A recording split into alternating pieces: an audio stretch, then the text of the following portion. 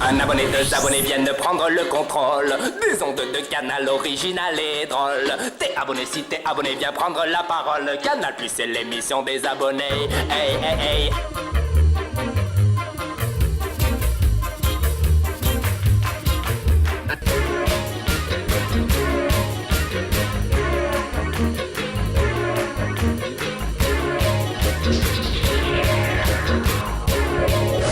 Changement de décor cette semaine.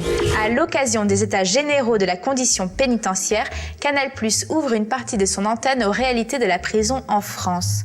Cette réalité, ce sont les détenus qui en parlent le mieux. C'est pourquoi on est parti pour vous à la recherche de films inédits. Des films écrits, tournés et réalisés par des détenus pendant leur détention.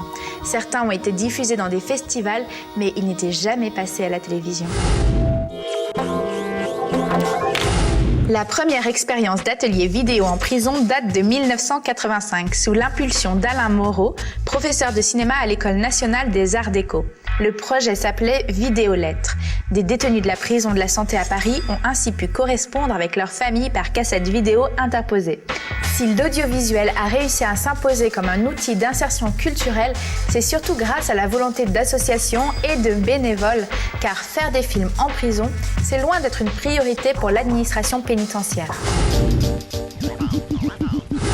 Dessine-moi ta cellule. Cette question banale a été posée par deux documentaristes à quelques détenus de la prison de Fresnes. À leur disposition, un tableau et un feutre. Pour planter le décor, ça suffit amplement. C'est une cellule qui est un peu sombre en fait, ça dépend des étages. Il y a tous les étages, il y a 4 étages. Du premier au deuxième, au troisième, quatrième étage, c'est pas toutes les cellules qui ont la même atmosphère. Il y a certaines cellules qui sont sombres, d'autres qui sont bien éclairées. Quand tu es au 4e étage, tu as le soleil qui rentre dans ta cellule. Et le soir, tu peux voir des couchers de soleil. C'est vrai que tu te sens bien, c'est un petit peu agréable. Une cellule qui n'est pas très grande, qui doit faire 3 mètres sur 3, environ 9 mètres carrés, peut-être 10. Tu as les toilettes dans la même cellule. Il y a un lit superposé, un bureau scolaire. Les murs sont sombres, sont sales. C'est des petits carreaux, c'est pas très agréable à vivre. T'as les toilettes qui sont là avec un vieux lavabo. Et quand t'es tout seul dans ta cellule, à la limite, ça peut passer. Mais quand vous êtes 2 ou 3, ben forcément, tu fais tes besoins devant l'autre.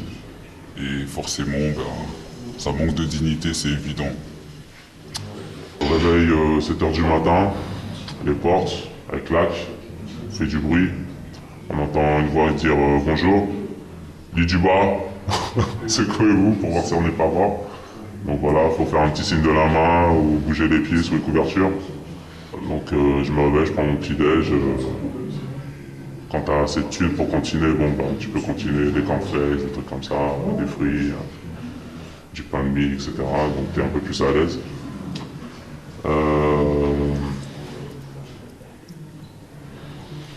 Ensuite, tu essaies de tuer le temps, donc soit tu as assez d'argent pour continuer, tu continues la télé. Sinon, tu fais un peu de sport, des pompes, des abdos, tu t'occupes quoi. T'écris une lettre ou tu lis un bouquin. Et si t'as pas la télévision, que t'as pas de livre, je te garantis que la prison, tu la sens passer, c'est vraiment dur pour toi.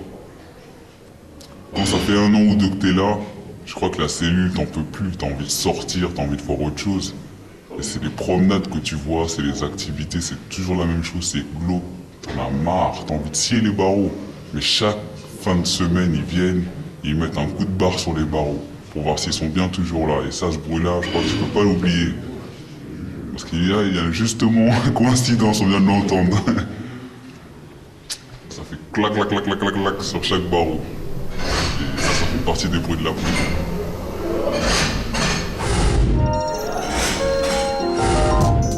À la maison d'arrêt de la Santé, un atelier vidéo a été organisé il y a 2 ans autour de la rencontre entre des détenus et des étudiants de Sciences Po.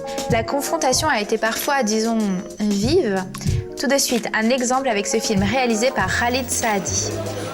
Mon idée, c'était prendre une casserole, mettre de l'eau dedans, filmer l'eau plate, arrêter. Quand il y a les bulles, la filmer, arrêter. Quand il y a le bout, la filmer et arrêter. Voilà. Et derrière, je mets un texte. C'est-à-dire, c'est moi. C'est moi. Tu me vois peut-être comme ça, calme, mais à l'intérieur de moi, je boue. je suis d'accord, il faut voir, et si jamais... Même l'eau qui bout, peut-être ça donnera rien à l'image, on sait pas. Peut-être qu'il vaudra mieux faire là-dedans que ça fasse plus ferraille, comme tu disais. Non, mais là, je suis pas d'accord, parce que là, ça fait soupape, c'est-à-dire... Sans couvercle. D'accord, mais le principe de la coco minute, c'est quoi? C'est qu'on loue le bout, oui. T'as une soupape et l'air se dégage. Par contre, moi, il se dégage pas, il est à l'intérieur, tu comprends? C'est-à-dire, il faut que ça explose. Est-ce que tu piges? Oui. Mais ça correspond pas à ce que je veux faire, moi. Parce que ça, le truc qui tourne et ça siffle, t'as l'agressivité qui se dégage un peu. Est-ce que tu piges ce que je veux dire? T'as la pression. Mais c'est pas ce que je veux retracer. Il a raison de... Mais non, il n'y a pas d'échappatoire. Où l'échappatoire? Promenade, douche, gamelle, promenade, douche, gamelle, promenade, douche, gamelle, promenade, douche, gamelle, promenade, douche, gamelle, promenade, douche, gamelle, promenade, douche, gamelle, promenade, douche, gamelle, promenade, douche, gamelle, promenade, douche, gamelle, promenade, douche, gamelle, promenade, douche, gamelle, promenade, douche, gamelle. En prison, le système D fonctionne à plein régime, même pour avoir un peu d'eau chaude dans sa cellule. Voici la minute de bricolage de Roby, qui nous livre un de ses secrets de fabrication. J'ai choisi de vous parler de la chauffe. Tout d'abord, qu'est-ce que c'est que la chauffe? C'est un réchaud artisanal que je vais composer et ça nous permet de faire réchauffer à manger ou de l'eau chaude. Alors, pour cela, j'aurai besoin de 3 tubes de Coca-Cola, une boîte de sardines, une paire de ciseaux, une bouteille d'huile, une boîte d'allumettes,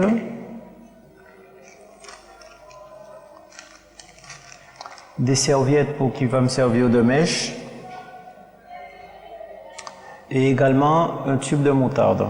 Alors on compose nous-mêmes notre réchaud et ça nous permet de tenir quand même 1 mois avec une bouteille d'huile. Il faut savoir qu'ici on n'a pas d'eau chaude.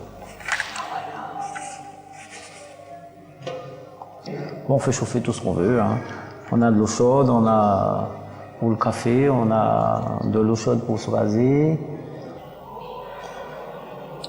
Je vais plier comme ça.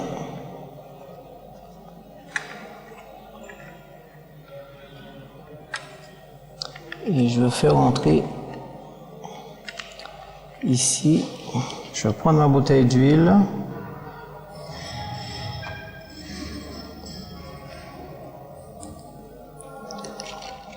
Voilà. Une fois c'est fait, je vais procéder à l'allumage.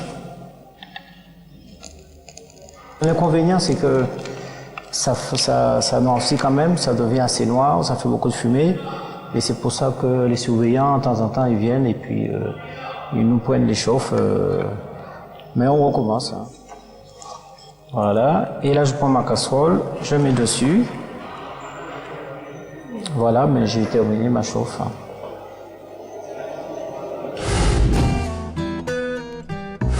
Sur l'île de Ré, cela fait 10 ans que la prison de Saint-Martin possède du matériel vidéo et son propre canal de télévision interne. Depuis 2001, sous l'impulsion du Festival international du film de La Rochelle, les détenus peuvent réaliser des films et les projeter sur grand écran à l'extérieur.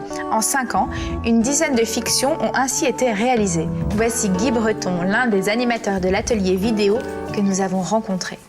J'étais à la retraite et on a fait appel à moi pour rendre service d'une manière ponctuelle pour faire fonctionner du matériel qui avait été acheté par la direction de Saint-Martin-de-Ré et qu'on n'arrivait pas à faire fonctionner.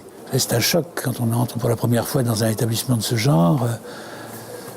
Ça fait quelque chose et on se dit après tout si on pouvait aider un peu ces personnes qui sont là parce qu'ils sortiront, hein, quoi qu'on dise et quoi qu'ils aient fait. Donc si on peut les aider à sortir dans de moins mauvaises conditions, essayons de le faire. Donc on est intervenu depuis maintenant 10 ans comme intervenant bénévole dans cet atelier vidéo. L'administration préférait que ce soit des tournages intérieurs, des portraits, etc. Encore que, même à l'intérieur, c'est pas simple, parce qu'il y a des choses qu'il ne faut pas montrer, qu'on ne peut pas mettre sur l'écran. Donc, par exemple, un des films prévoyait que, un des détenus avait prévu que dans son film, il commençait par le détenu dont on allait faire le portrait, tourne en rond, puisqu'il s'entraînait à la course à pied, dans une cour interne de la prison. Mais soudain, il est apparu qu'il était impossible de faire le panoramique tournant qui était envisagé au départ. Puis il y avait un mirador qui risquait d'être dans le champ, donc il a fallu changer le projet, trouver une autre formule pour exprimer la même idée de cette espèce de tournée en rond. Et, voilà. Et dans certains cas, d'ailleurs, il fallait faire appel à des comédiens, parce qu'il était question d'enfants, et on ne pouvait pas jouer ce rôle. Moi, à la rigueur, avec quelque chose sur la tête, mais enfant, c'était plus difficile. Donc là, il fallait faire appel à des comédiens, et il a fallu tourner à l'extérieur, avec toutes les complications que ça posait, puisque certains détenus ne pouvaient pas sortir, d'autres pouvaient... Enfin bon, c'était compliqué. Je ne sais pas si la vidéo peut être un mode de réinsertion. Quelques-uns ont pu avoir quelques activités dans la profession, donc ça a été une réinsertion directe, qui n'a pas forcément duré, mais qui est indirecte. Mais je crois surtout que c'est pour eux un catharsis un petit peu, et surtout une reprise de confiance en eux, qui ne sont pas des rejetés, des laissés pour compte, des bons à rien. Donc je pense que ça les aide dans ce sens-là, que ça leur réapprend un petit peu encore une fois, de discipline, l'horaire, des choses comme ça peut aider. Enfin, c'est presque marginal, mais je crois que c'est sur eux-mêmes, oui, je pense.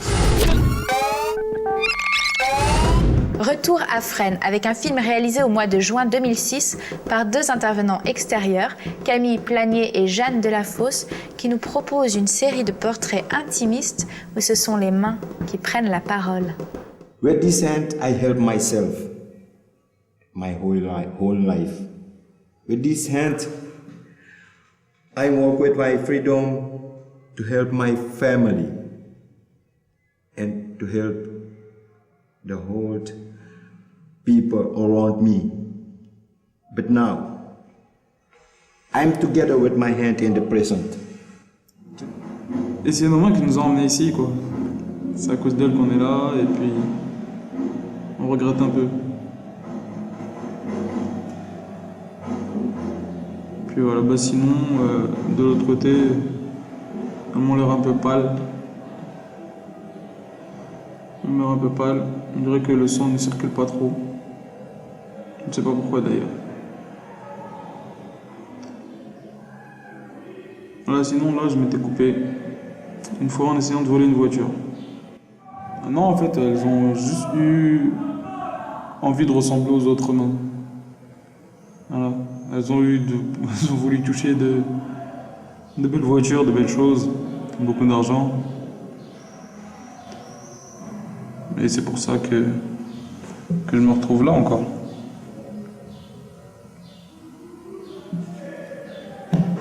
Non, combera de Dieu, maman botiana edo, non, combera de Dieu. À la maison d'arrêt de Besançon, Franck Esnay a animé un atelier de danse pendant 5 ans qu'il a rebaptisé Théâtre physique. Son expérience a fait l'objet d'un documentaire réalisé par François Royer. Ce que je vous demande, c'est pas d'être des danseurs, d'accord ? C'est de développer une qualité de danseur. Il y a un truc qui est un peu triste dans l'environnement, mais qui est en même temps où chacun est vachement juste avec qui il est, avec lui maintenant. Là. Par rapport à l'état émotionnel, ce qui me plaît en improvisation, c'est que aujourd'hui je suis triste. Et ben je peux être avec ça, j'ai le droit. Aujourd'hui, moi, putain, j'ai le péchon, donc je vais être dans le péchon. Et nous, puisqu'on est tous partenaires, on doit sentir ça. Donc à chaque fois, c'est nouveau. La pratique que moi, ou la pédagogie que j'ai adoptée, elle est essentiellement à partir d'improvisation, avec des structures très simples d'improvisation qu'emmène à la danse. Donc les gars étaient plutôt surpris de voir que c'était aussi simple d'aller sur scène et de mettre le corps en mouvement. Voilà, c'était plutôt simple comme accès. C'est pas que ça, Rudy. Attends, on va être clair. C'est pas que ça. C'est Aref, il fait une impro. Toi, tu passes là. Hop, rien à foutre. Coup de pompe dans la poubelle. Ça, tu reviens là. Oh. On est en prison, Franck. Hein. Non, ici, non. Espace ici. Hein. Tu veux que j'aille chez moi cracher ou quoi? Je dis dans le public, respect de ce qui se passe. Et toi, apprends des trucs de ce que tu vois. Personne ne plante ce qui est super. Personne. La plupart des tensions ou des réserves, elles étaient vraiment dans l'appréhension de ce travail scénique. Voilà, déjà mettre son corps ou se mettre soi devant les autres. La plupart des tensions, c'était celle-là. Et en 5 ans, j'ai eu 3 ou 5 fois des difficultés avec des personnes qui n'adhéraient pas ou qui étaient plus difficiles à gérer. Mais voilà, très peu, finalement très peu. Emmanuel, tu peux aller plus sur lui, l'envelopper, l'entourer, aller dans ses espaces à lui. Ouais. Utilisez les articulations. Emmanuel, utilise les coudes. Oui, super, utilise les coudes, super, vas-y. La sexualité dans l'air. T'as trouvé ça? Moi, je suis Jean-Luc. Ah bon, je suis. Quand tu t'es retrouvé sur lui, là, d'accord? C'est un moment dans l'improvisation, c'est possible. Et c'est pas parce que je suis là que c'est sexuel, d'accord? On va dire de l'affection. Non, tu utilises les bons mots. Tu parles de contact. Humain. Et tout à l'heure, Henri, là, pendant que vous dansiez, Henri me dit il n'y a jamais de saisie, de contact. On va bosser sur le contact. Tant que tu rentres pas dans ces couloirs, que tu n'entends pas le boucan, les bruits de clés, les trucs, les mecs qui gueulent, qui frappent aux portes, tant que tu n'as pas cette expérience-là, tu n'es que dans le fantasme par rapport à la prison, que avec des croyances ou avec une mémoire de film américain. Mais c'est l'endroit où on doit mettre de la lumière, absolument. C'est un endroit où on doit ouvrir des fenêtres, on doit témoigner de ça, on doit en parler. C'est une vraie nécessité parce que c'est nos prisons, quoi. Enfin, moi, c'est la prison de Besançon, il y a 250 types. Besançon, c'est une petite ville, c'est la prison de ma ville, quoi. Prenez le temps, voilà, posez-vous et écoute, beaucoup d'écoute.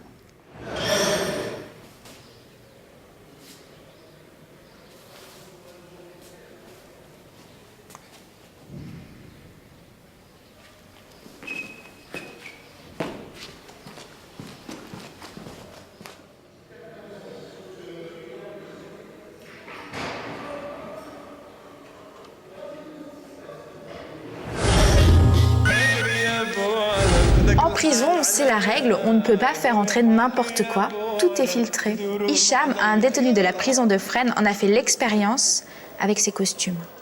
J'ai 5 costumes en cellule. Enfin, à peu près. En fait, c'est pas en réalité, c'est pas ça. C'est que j'ai 2 costumes, 2 complets total. Après, je prends des chemises et puis je m'adapte. Alors, je prends du style une chemise jaune avec un pantalon noir. En fait, j'ai au moins 6 pantalons différents et 3 costumes complets. En cellule, les costumes, je les range comme à la maison, hein, sur un cintre, accroché, et je mets un plastique dessus. Parce que sur le plan de l'entretien, on est assez limité en prison, il n'y a pas de pressing.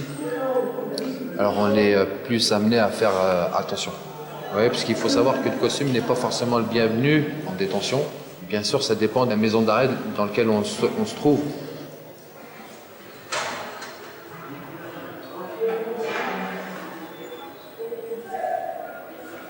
J'ai eu du mal à me les faire rentrer, parce que même avec l'autorisation, il y a un surveillant un jour, mes pauvres parents me les avaient ramenés au parloir, et un surveillant qui a ouvert le sac et qui a dit « mais il se croit où lui ?»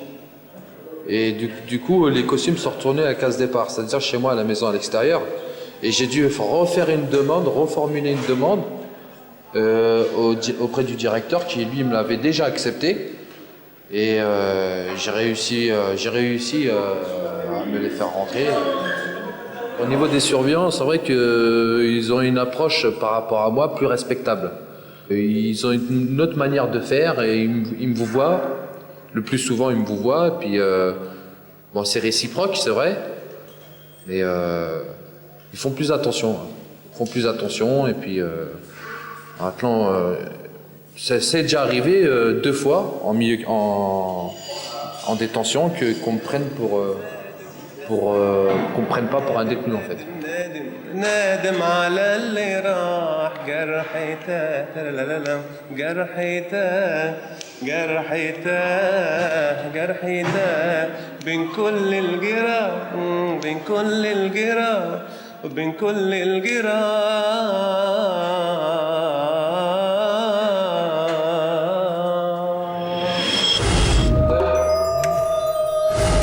À présent, une histoire de reconversion réussie. À la prison de la Santé, Sacha Mijovic et Thierry Heim ont suivi avec assiduité les activités de l'atelier vidéo de l'association Les Yeux de Louis. Une fois sortis, ils ont réalisé ce film expérimental sur les illusions télévisuelles et notre dépendance à l'image. Nous, franchement, en tant que prisonniers, c'est quand même une lucarne. Ça reflète pas exactement, on sait très bien que le monde n'est pas comme ça, mais on regarde comment sont habillés les gens, est-ce que ça a changé, les conversations qu'ils ont, les trucs, donc en définitive ça nous réconforte parce qu'on voit bien que malgré que nous sommes prisonniers, on est exactement pareil que les gens de l'extérieur. Le travail qu'on vous présentait, donc, c'est le Dormeur. C'est un film qui est issu du travail de l'atelier En quête d'autres regards, qui a fait une installation qui s'appelle Voir les yeux fermés. Donc, et Le Dormeur est un film qui critique amplement les médias, enfin l'impact des médias sur la population basique. Et le travail est en sorte un cri d'alarme sur les médias actuels. Moi, en tant que détenu, depuis maintenant 14 mois, mon regard a complètement changé sur la télé d'aujourd'hui. Parce que je trouve que ce que la télé véhicule, ça me correspond pas, je me vois pas dedans, je vois pas mes enfants grandir avec cette télé-là. Que le problème, en fait, c'est pas la télé en elle-même, justement, c'est le contenu, c'est son contenu. Le rôle, pour moi, c'est d'endormir le peuple. C'est comme le tiercé, le loto. Tu vas faire jouer les gens au loto, tu vas leur faire croire qu'ils vont avoir une meilleure vie demain parce qu'ils vont gagner. Ou le tiercé, ou c'est, comme il disait, l'opium du peuple. Cette télévision, comme on l'a conçue actuellement, ce n'est plus de la télévision pour informer ou pour divertir les gens. C'est de la télévision, c'est de la télésurveillance. C'est un dispositif qui rentre comme dans la télésurveillance. Partout où vous allez, vous êtes filmé, voilà, vous garez, vous êtes filmé, vous allez dans le métro, vous êtes filmé. Maintenant, on dirait que c'est exactement pareil. Ils prennent des gens dans la rue, ils les filment et ils les renvoient aux gens qui sont devant, assis sur leur canapé. C'est bien un dispositif qui devient télésurveillance. C'est ce que je ressens. La télévision, le psychiatre qui distribue ses psychotropes et compagnie, et un peu de hashish, parce que tout le monde sait que c'est pas toléré, mais disons que eh ben, la prison elle est calme et tranquille. Les gens ils se gardent tout seuls, comme dehors. Tout se rejoint. Voilà. Ça devient donc de la télésurveillance.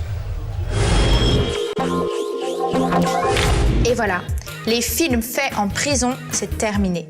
Merci encore à tous les détenus et aux bénévoles sans qui ces films n'auraient jamais existé. Maintenant, à votre tour, si vous avez une compétence même minime en audiovisuel et que vous avez envie de donner un coup de main, renseignez-vous sur toutes ces associations sur le site canalplus.fr, rubrique « Les films faits à la maison ». On se retrouve très bientôt et d'ici là, je vous souhaite plein de bonnes choses.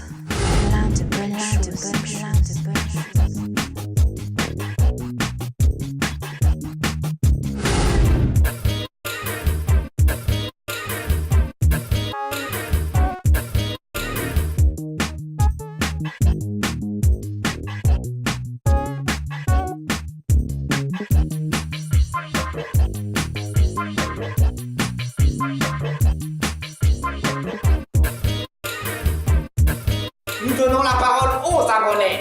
Tu n'es pas un numéro. Tu n'es pas un numéro.